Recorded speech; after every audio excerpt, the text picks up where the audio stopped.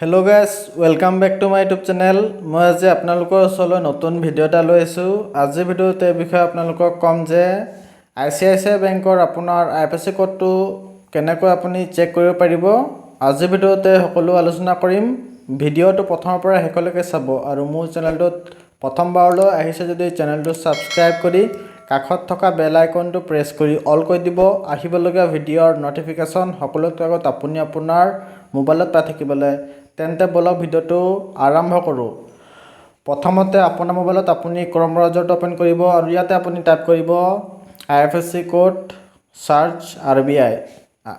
Type কৰি পেলাই আপুনি চাৰ্চ কৰি দিব। তাৰপিছত আপোনাৰ মোবাইলত এনেকুৱা পেজটো অ'পেন হ'ব। আপুনি প্ৰথমত চাবলৈ পাইছে www.rbi.org.in। আপুনি ইয়াত ক্লিক কৰিব।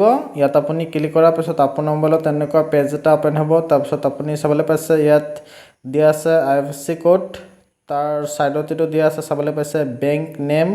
চিলেক্ট বেংকত আপুনি ক্লিক কৰি পেলাই আপোনাৰ বেংকটো আপুনি চিলেক্ট কৰি ল'ব। মই ইয়াত চিলেক্ট কৰিম ICICI বেংক। চাবলৈ পাইছে ICICI বেংক লিমিটেড। আপুনি ইয়াত ক্লিক কৰিব। এনেকুৱা ক্লিক কৰাৰ পাছত ইয়াত আপোনাৰ ছাইডত চাবলৈ পাইছে ব্ৰাঞ্চ নেম দিয়া আছে। আপুনি আপোনাৰ ব্ৰাঞ্চ নেমটো আপুনি টাইপ কৰিব। আপোনাৰ ব্ৰাঞ্চটো আপুনি ইয়াতে টাইপ কৰি দিব। মই এইটো টাইপ কৰি লৈছোঁ। ব্ৰাঞ্চৰ নেমটো টাইপ কৰা হোৱাৰ পিছত আপুনি চাবলৈ পাইছে ইয়াত দিয়া আছে গেট বেংক ডিটেইলছ।